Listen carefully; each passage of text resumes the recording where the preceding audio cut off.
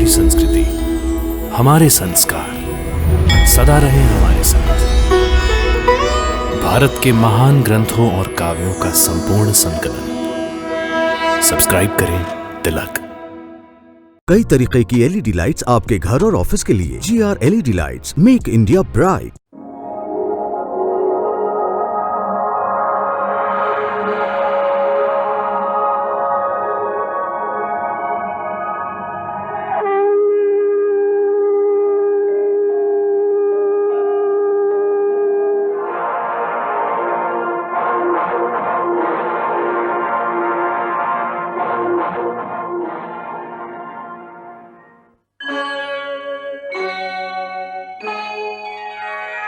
कृष्णा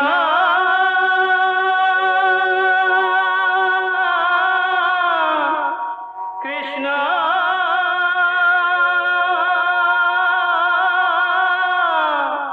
हरे कृष्णा हरे हरे।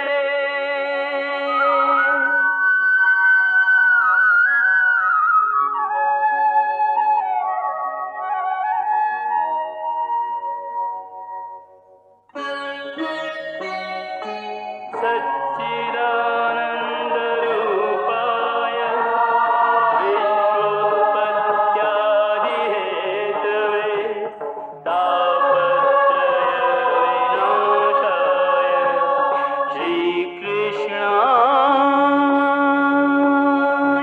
वयं नमः।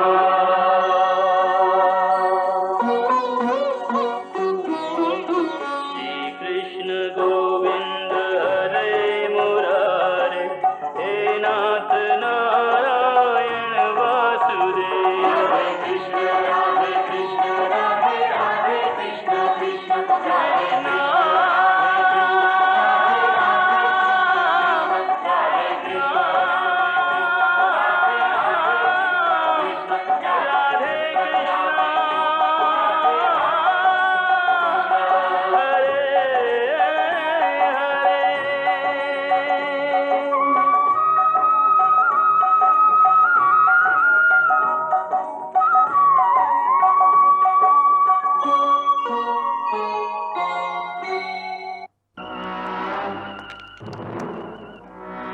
स्यमंतक मणि की तलाश में शेर के पंजों के निशान देखते देखते श्री कृष्ण एक अंधेरी गुफा में पहुंच गए।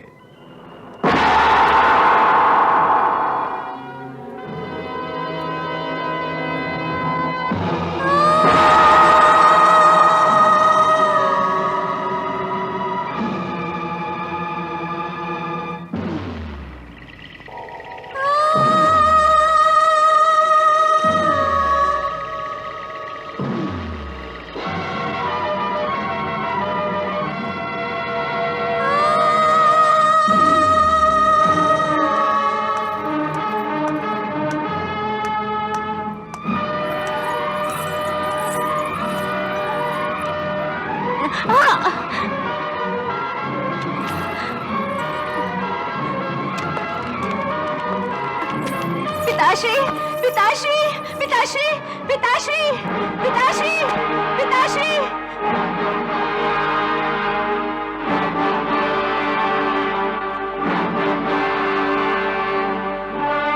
वास्तव में ये लड़की ऋक्षराज जामवंत की पुत्री जामवती थी। ये जामवंत वही जामवंत थे जिन्होंने त्रेता युग में भगवान श्री राम की सहायता की थी। हे रघुकुल नंदन, आपके ऐसे उदार वचनों से हमारा मान बढ़ गया है। आपके आ जाने से हमें यह पूर्ण विश्वास हो गया है कि आप दोनों वीर एक दूसरे के पूरक सिद्ध होंगे। हम महाराज सुग्रीव की ओर से आपको पूर्ण विश्वास दिलाते हैं कि महाराज अपने विश्वसनीय वानरों की सहायता से आपकी भार्या पूज्य सीता देवी की खोज अवश्य निकालेंगे, जिससे आप उन्हें उस राक्षस के हाथों से मुक्त करा सकें। प्रभु, लंका नरेश रावण स्वयं युद्ध के लिए आ रहा है। स्वयं आ रहा है? इतनी जल्दी? हाँ प्रभु, उसे मकराक्ष और प्रहस्त की मृत्यु सहन नहीं हुई। इसका अर्थ ये भी है वो अपना संतुलन खो बैठा है। युद्ध में वीरों का इस प्रकार विचलित होना उचित नहीं होता। शत्रु इतनी जल्दी विचलित हो गया है कि उसे अपने परम योद्धाओं के रहते हुए भी स्वयं युद्ध में आना पड़ रहा है। ये आपकी विजय का संकेत है।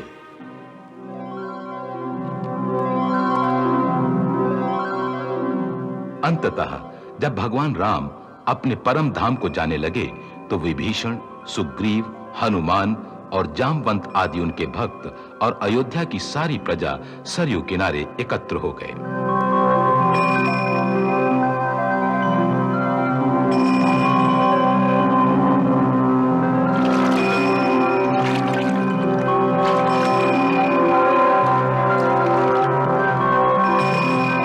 हे परमेश्वर, अब आप अपने चतुर्भुज विष्णु रूप में प्रवेश करें। समस्त देवता आपके उस शाश्वत रूप का दर्शन करने को उत्सुक हैं।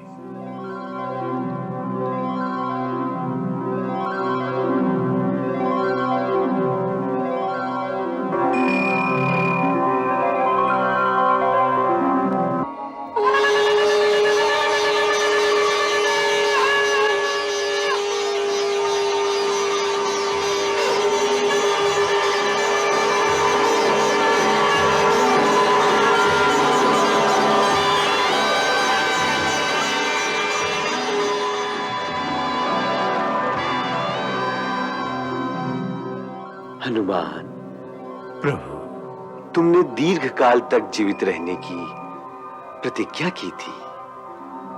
सो हे हरीश्वर, जब तक संसार में मेरी कथाओं का प्रचार रहे तब तक तुम भी मेरी आज्ञा से धरती पर रहोगे।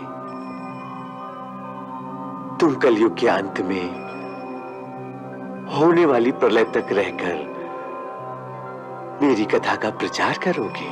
जो आज्ञा प्रभु। ब्रह्मा के पुत्र ऋक्षराज जामवंत द्वापर के अंत तक धरती पर रहेंगे।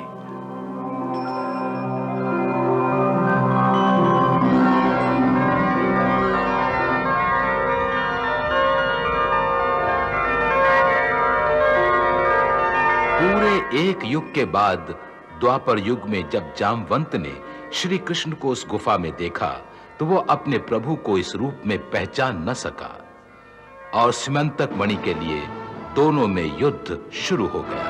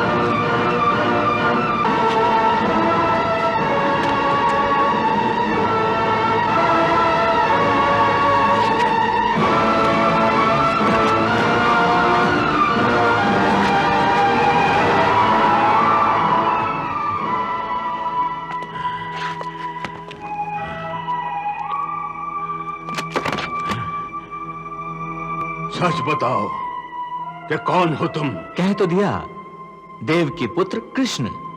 परंतु मुझसे तो कुछ और ही कहा था। किसने? क्या कहा था? दाशरथी भगवान राम ने मुझसे त्रेता युग में कहा था कि मेरी प्रतीक्षा करना, मैं तुम्हें फिर दर्शन दूंगा। और मैं आज तक उन्हीं की प्रतीक्षा कर रहा हूं। परंतु वो तो बोले थे कि... क्या बोले थे जामवंत? यही कि मैं वासुदेव बनकर तुमसे मिलने आऊंगा।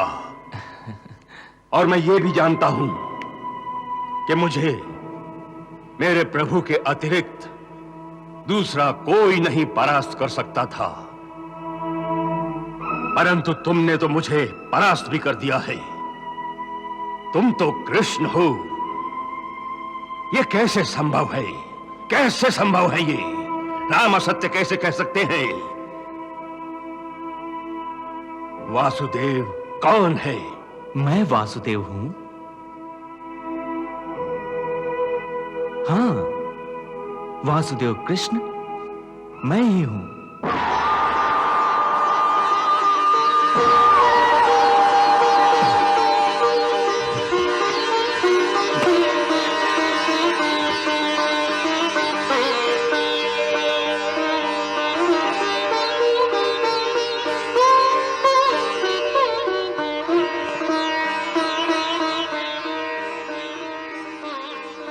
प्रभु, कितनी प्रतीक्षा कराई आपने।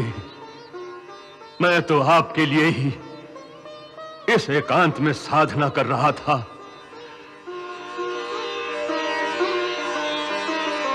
ऐसा कोई दिन नहीं गया कि आपकी याद न की हो प्रभु।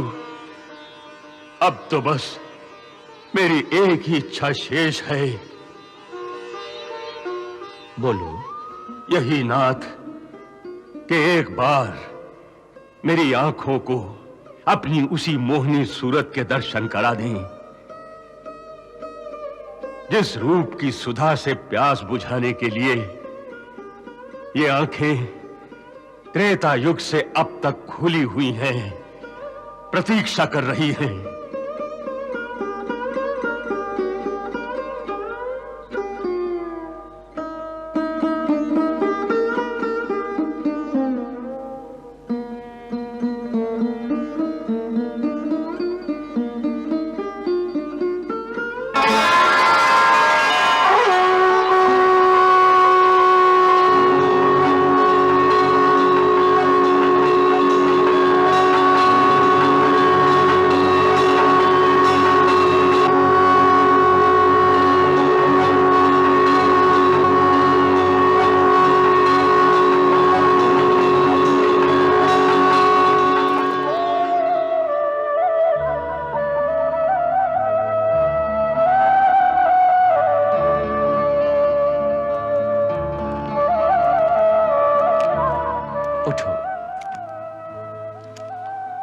उठो जामवंत, तुम्हारी साधना पूरी हुई।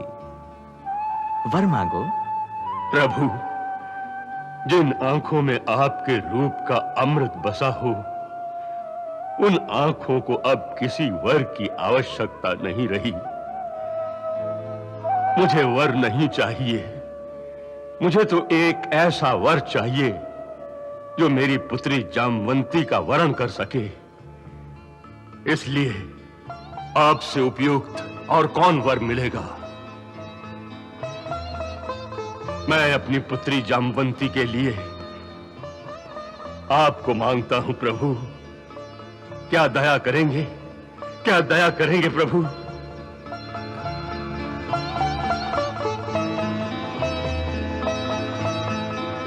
तथास्तु वृक्षराज, तथास्तु।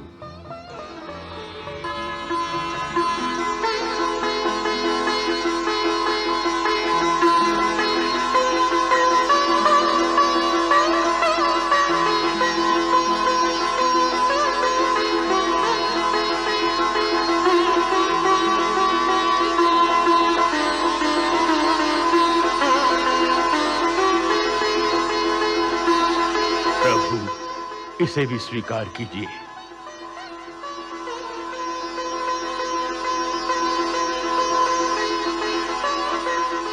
द्वारकाधीश श्री कृष्ण की जय, महारानी जामवंती की जय, द्वारकाधीश श्री कृष्ण की जय, महारानी जामवंती की जय। इस तरह जामवती और स्यमंतक मणि को लेकर श्री कृष्ण द्वारिका नगर में आए तो द्वारिका में हर्ष की लहर दौड़ गई। जगह जगह उनका स्वागत हुआ।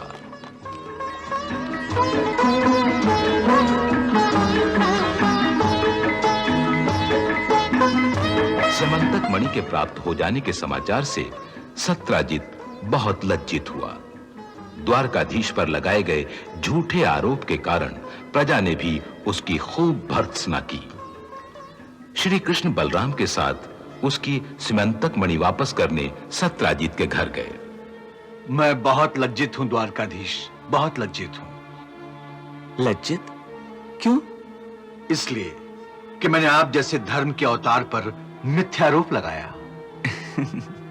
तुम चिंता न करो सत्यजित, तुम यदि ऐसा न करते तो मुझे जामवंती कैसे प्राप्त होती? अब तुम इस स्वयंतक मणि को लो, परंतु अब इसे संभाल कर रखना, समझे ना? अब इस मणि का स्वामी मैं नहीं रह गया। यह हम जैसे लोगों के धारण करने योग्य नहीं है। इसकी शोभा आप जैसे महान शूरवीर के साथ है। आज से इसके स्वामी आप हैं। मैं इस प्रार्थना को आप स्वीकार कर लेंगे तो मैं अपने आप को कृतार्थ समझूंगा। मेरे हृदय का बोझ उतर जाएगा। जिस वस्तु के कारण मुझे चोरी का मिथ्या आरोप लगा था, यदि मैं उसे अपने पास रख लूं तो द्वारिकावासी न जाने कौन सा अनुमान लगा लेंगे। इसलिए सहर्ष मैं इसे आपको वापस सौंपने आया हूं। और मैं सहर्ष अपने पूरे परिवार की सहमति के साथ इसे द्वारकाधीश को भेंट करती हूँ। मेरी बात तो नहीं ठुकराएंगे आप?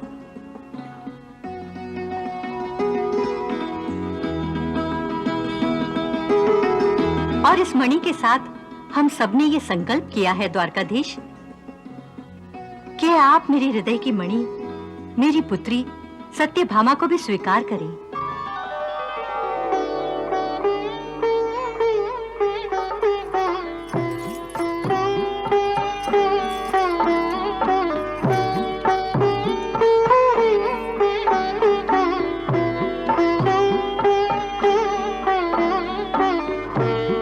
हाँ कन्हैया, सत्यभामा सर्वथा तुम्हारे योग्य है, और फिर ये अपने ही कुल की है। सत्यभामा, आज से तुम मेरी अनुज वधू हो गई हो। सदा सुखी रहो।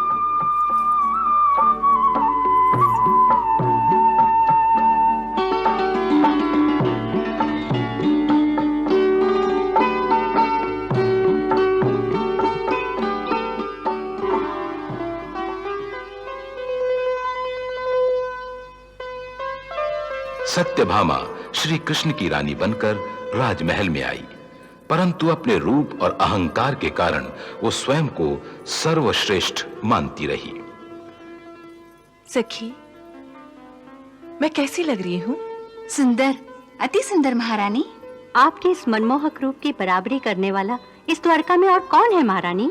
इसीलिए तो द्वारकाधीश सब रानियों से बढ़कर हमारी महारानी को चाहते हैं। क्यों नहीं चाहेंगे?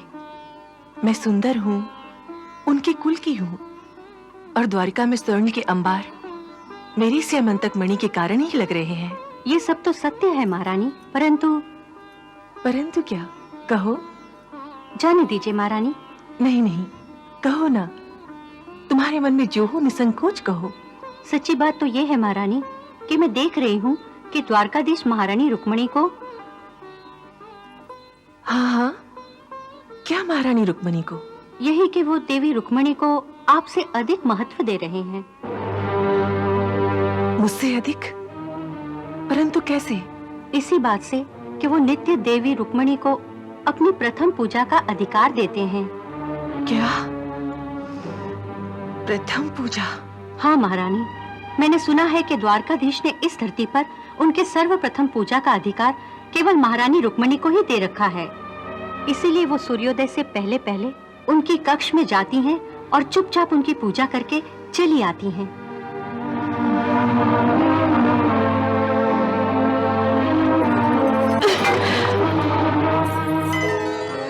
देवताओं का नियम था कि वे सूर्योदय से पहले अमृत वेला में ही द्वारिका के आकाश में प्रकट होकर श्री कृष्ण की पूजा तथा आरती करके अपने अपने लोकों को चले जाते। तत्पश्चात देवी रुक्मणी आती।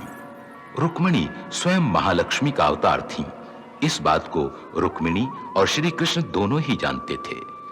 सो देवताओं के पश्चात रुक्मणी चुपचाप उनके महल में आती और धरती पर भगवान श्री कृष्ण की सर्वप्रथम पूजा वही करती। अरे सत्यभामा, इतनी प्रातः कहाँ जा रही हो? जहां आप जा रही हैं दीदी। अर्थात? अर्थात ये कि मैंने सुना है सवेरे सवेरे चुपचाप आप द्वारकाधीश के कक्ष में अकेले उनकी पूजा करने जाती हैं। आज मैंने भी सोचा कि उनकी सर्वप्रथम पूजा का पुण्य मैं भी अर्जित कर लूं। अरे वाह, ये तो बहुत अच्छा विचार है। आओ मेरे साथ। आपको बुरा तो नहीं लगा दीदी? मैं आपके अधिकार में हिस्सा बांट रही हूं। अरे नहीं नहीं, वो तो त्रिलोकीनाथ हैं। उनकी पूजा का अधिकार तो ब्रह्मांड के हर एक प्राणी को है। भक्ति पर किसी एक का अधिकार नहीं होता। अब चलो, नहीं तो देर हो जाएगी। आओ।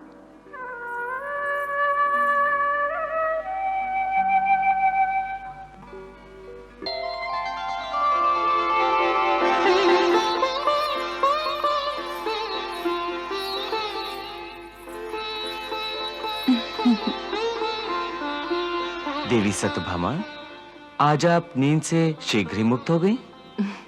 नहीं वासुदेव, मैं तो यही सोचकर सोई थी कि प्रातःकाल मैं ही सर्वप्रथम आपके दर्शनों का लाभ लूं।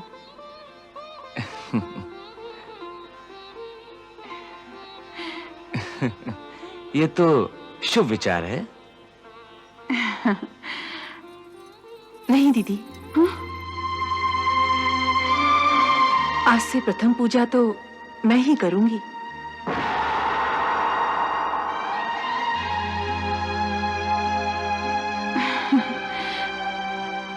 अवश्य, आज से ये अधिकार तुम्हारा हुआ।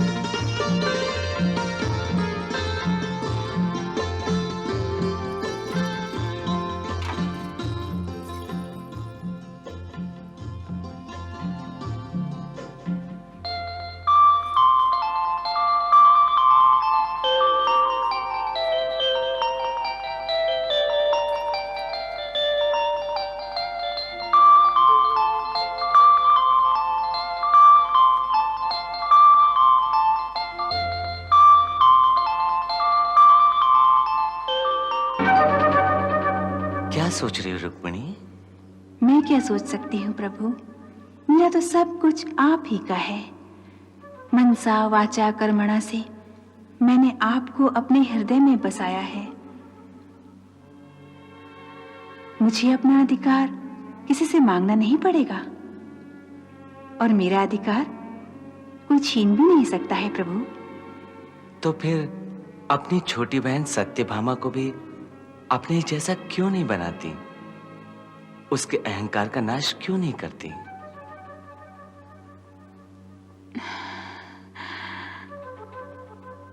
अपने प्रियजनों को अहंकार से मुक्त करके उन्हें ज्ञान के मार्ग तक पहुंचाने का उत्तरदायित्व आपका ही है प्रभु। अपने सखा अर्जुन को तो आपने ही संभाला है। महामुनि नारद को भी आपने ही शिक्षा दी थी, तो अब सत्यभामा का बेड़ा भी आप ही पार लगा दीजिए प्रभु। जैसी तुम्हारी इच्छा देवी, जैसी तुम्हारी इच्छा। नारायण नारायण। प्रभु, बढ़ गई एक और जिम्मेदारी। नारायण नारायण।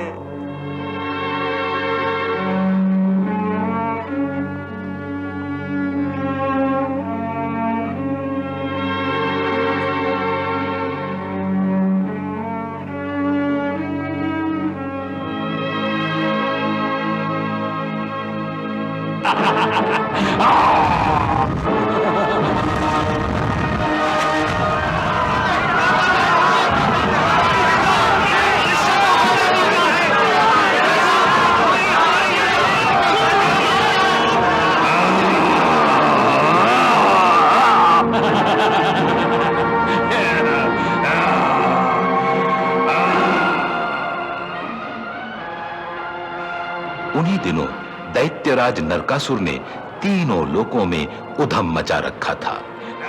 रक्षा करो, रक्षा करो।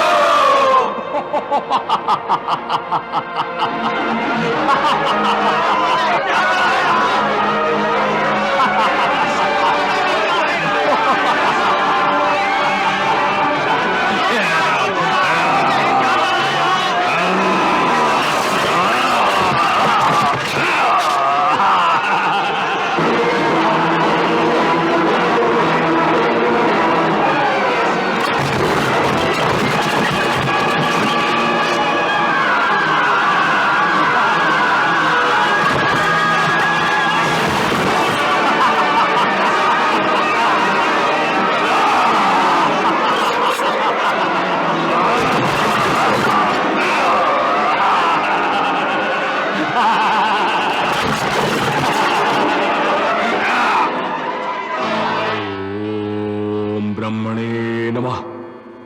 ओम ब्रह्मणे नमः। ओम ब्रह्मणे नमः। हे दैत्यराज, जो वर तुम मुझसे मांग रहे हो वो दुर्लभ होने पर भी मैं पूर्ण रूप में आपको प्रदान करता हूं।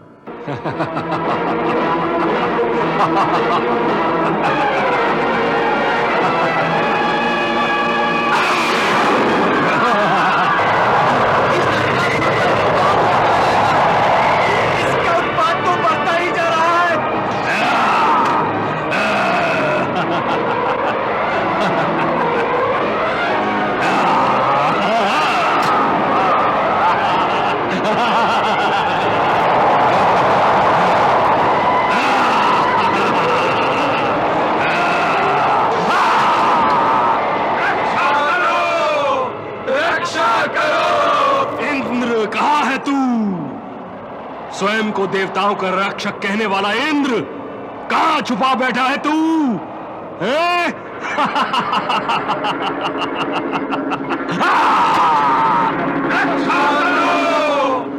कहीं तू अपनी माता के आंचल में तो नहीं छुपा बैठा है? देख, मैंने तेरी अमरावती का क्या हाल कर दिया है। अगर तुझ में साहस है तो आ, मेरा सामना कर।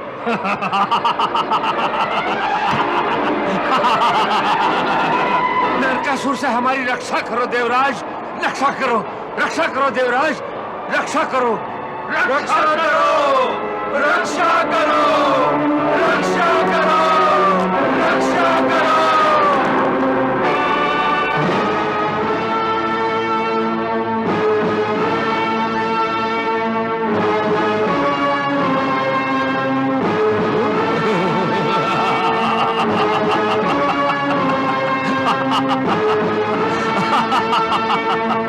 अच्छा हुआ इंद्र जो तू मेरे सामने आ गया।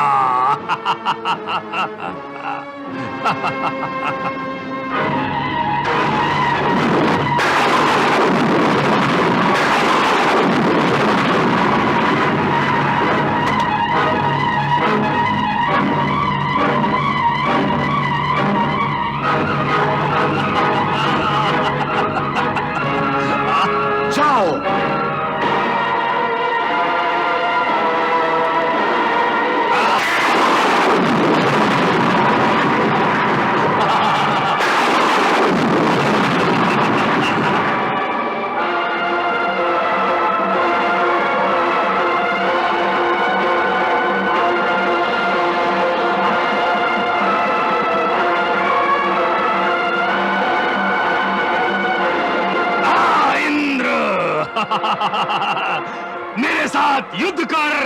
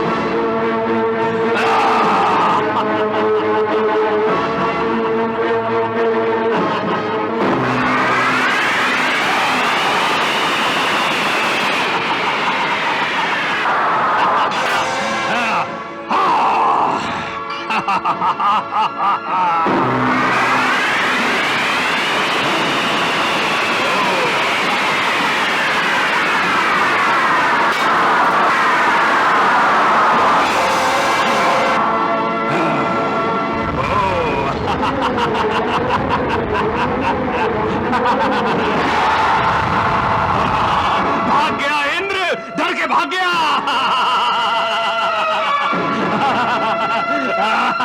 मैं तुझे छोड़ूंगा नहीं इंद्र।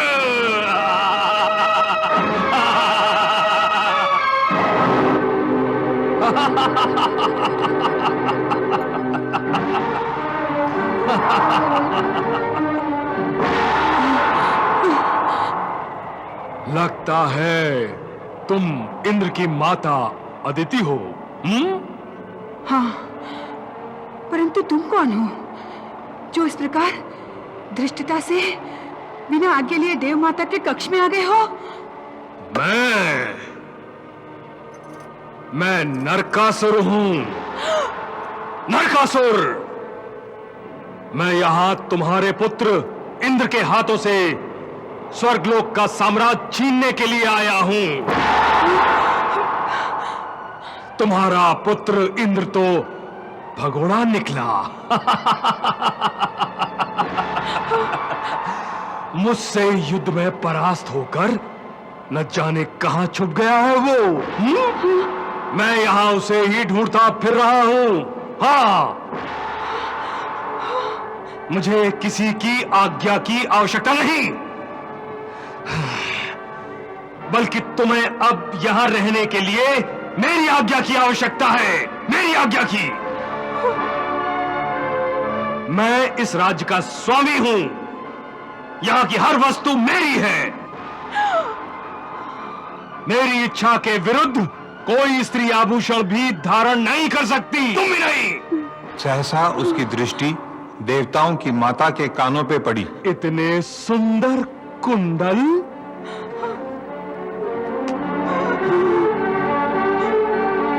तुमने मेरी आज्ञा के बिना इतने सुंदर कुंडल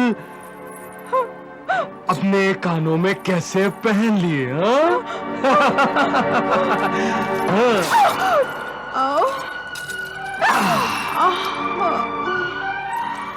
अब इन्हें मैं अपने कानों में धारण करूंगा।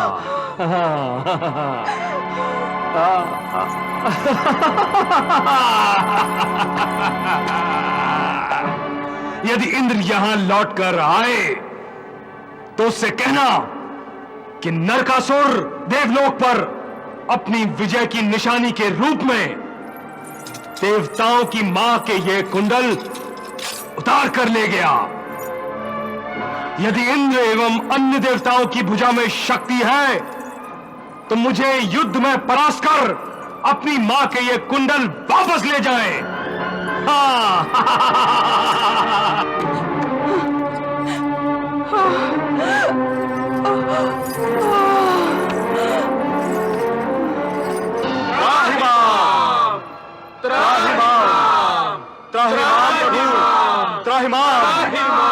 त्राहिमाम।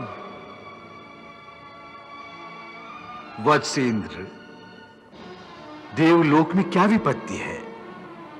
तुम सब आतंकित क्यों हो? आपके वरदान से शक्तिशाली होकर नरकासुर ने देवलोक में हाहाकार मचा रखा है। हम सब उसके पाप से पीड़ित होकर आपकी शरण में आए हैं प्रभु। पुत्रों, ये सत्य है कि नरकासुर ने अपनी तपस्या के बल से मुझसे शक्ति प्राप्त की है। इसीलिए तो वो उन्मत्त होकर ऐसे कार्य कर रहा है जो देवलोक में कभी नहीं हुए। उसने धृष्टता पूर्वक हमारी देव माता अदिति के कानों से कुंडल छीन कर कहा है कि देवों में अगर शक्ति हो तो अपनी माता के कुंडल छुड़ा ले जाए। अब आप ही बताएं प्रभु, अब आप ही हमें मार्ग बताएं प्रभु कि हम क्या करें, हम क्या करें प्रभु। इसके लिए तो मैं असमर्थ हूं। नरकासुर देवताओं से अवध्य है और उसने ये वरदान मुझसे ही प्राप्त किया है। देवताओं की शक्ति उसके आगे निष्क्रिय है। परंतु देवताओं की रक्षा न हुई तो आपकी बनाई हुई सृष्टि का विधान का ही नाश हो जाएगा। देवता ही अगर नहीं रहे तो फिर धर्म का पालन कौन करेगा? पापी यदि सफल और बलवान हो गया तो कोई पुण्य के रास्ते पर क्यों चलेगा? हर जगह अधर्म का साम्राज्य फैल जाएगा। कोई किसी का सम्मान क्यों करेगा प्रभु? भला क्यों करेगा?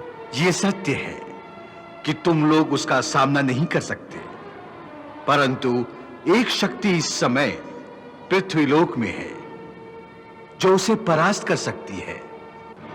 कौन है वो प्रभु? वो शक्ति कौन है? नरकासुर ने मुझसे केवल देवताओं से न परास्त होने का वर मांगा था। अपने अहंकार के कारण उसने मानव को तुच्छ समझा। मानव द्वारा न मरने का वर नहीं मांगा था। सो इस समय भगवान विष्णु धरती पर मानव लीला कर रहे हैं। तुम उनकी शरण में जाओ देवेंद्र। श्री कृष्ण की शक्ति नरकासुर को परास्त करने की क्षमता रखती है। जैसी आपकी आज्ञा प्रभु, जैसी आपकी आज्ञा।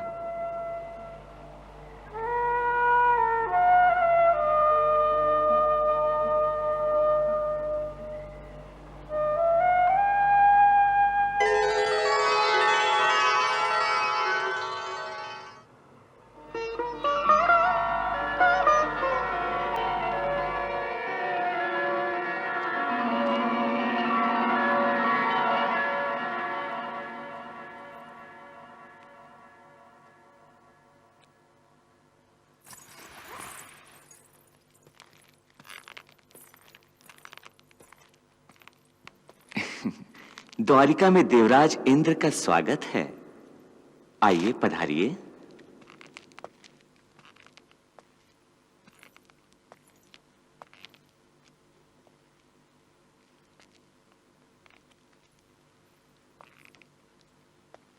आसन ग्रहण कीजिए। अब बताएं देवराज, किस कारण यहां आने का कष्ट उठाया? मेरे योग्य कोई सेवा? सेवा नहीं, एक प्रार्थना है। निसंकोच कहें। द्वारिकाधीश, इस समय देवलोक पर आतंक के बादल छाए हुए हैं। क्यों? अधर्मी नरकासुर के कारण। नरकासुर देवताओं के लिए काल रात्रि सिद्ध हो रहा है। स्वर्गलोक में त्राही त्राही मच गई है। मैं उससे रक्षा करने की प्रार्थना लेकर आपकी द्वारिका में आया हूं। उसने हमारी देव माता का भी अपमान कर दिया है, उनके कुंडलों का हरण कर लिया है। हम सब उसके आगे असमर्थ हो गए हैं। परंतु क्यों? देवता तो सर्वशक्तिमान कहे जाते हैं। देवी, इसका कारण स्वयं हमारे पितामह ब्रह्मा जी ही हैं। नरकासुर ने उन्हें अपनी तपस्या से प्रसन्न कर यह वरदान ले लिया है कि वो देवताओं से सर्वथा अवध्य रहेगा। तो फिर इसका मार्ग? इसका मार्ग भी हमें ब्रह्मा जी ने बताया है कि हम सब आपकी शरण में जाएं। आप ही हमारी रक्षा कर सकते हैं प्रभु, आप ही हमारी रक्षा कर सकते हैं। अर्थात? अर्थात ये कि आपके हाथों से ही देवताओं के धर्म की रक्षा संभव है। यदि आप सहायक न हुए तो स्वर्गलोक की सत्ता ही समाप्त हो जाएगी। इसी के साथ पृथ्वीलोक पर भी अधर्म का आतंक फैल जाएगा। निर्णय आपके हाथ में है जनार्दन। जब स्वयं ब्रह्मा जी ने ही कह दिया है तो मुझे नरकासुर से आप लोगों को मुक्ति दिलानी ही पड़ेगी। मैं आपके साथ अवश्य चलूंगा देवराज। तो फिर विलंब न करें मधुसूदन, नरकासुर के नगर प्राग्ज्योतिषपुर के लिए प्रस्थान करें। तो ठीक है, आप इंद्रलोक जाएं। धर्म की रक्षा और धर्म की स्थापना तो मेरा पहला कर्तव्य है। अब जाकर देवताओं से कहिए कि वो निश्चिंत रहें।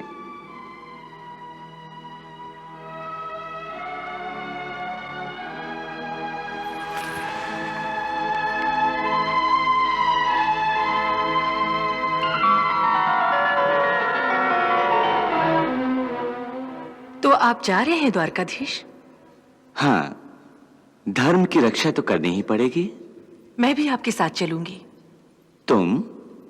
सत्यभामा, मुझे नरकासुर से युद्ध करना पड़ेगा। तुम युद्ध में क्या करोगी?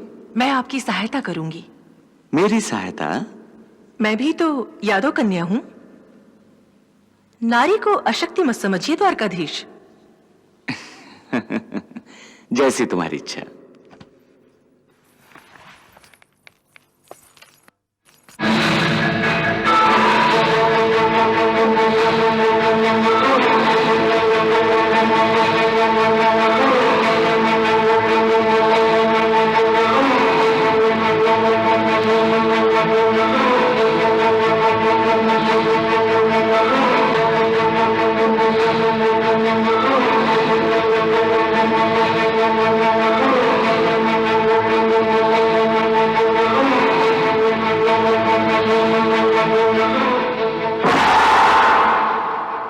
सत्यभामा,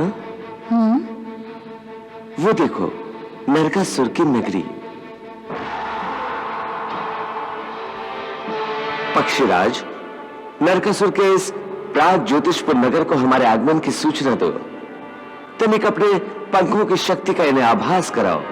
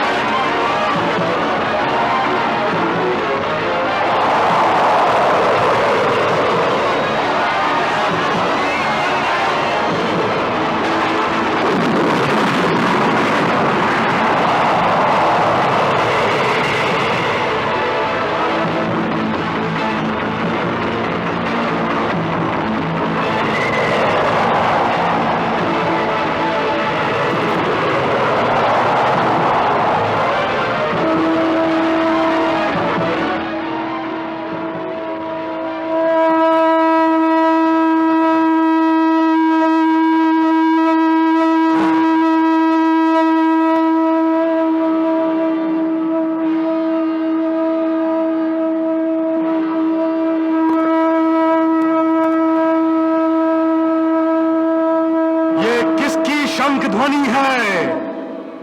कौन मुझे युद्ध के लिए ललकार रहा है? किसकी मृत्यु से घसीटकर मेरे नगर में ले आई है?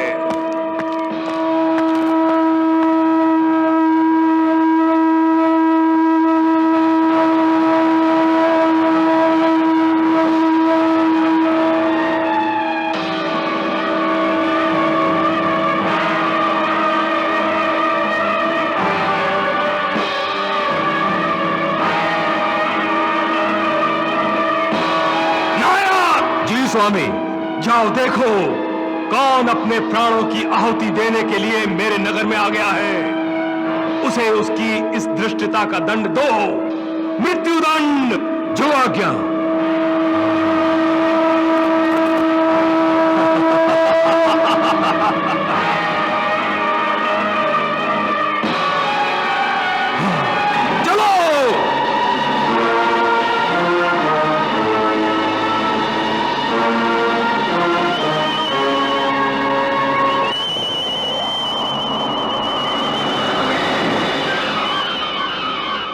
कृष्णा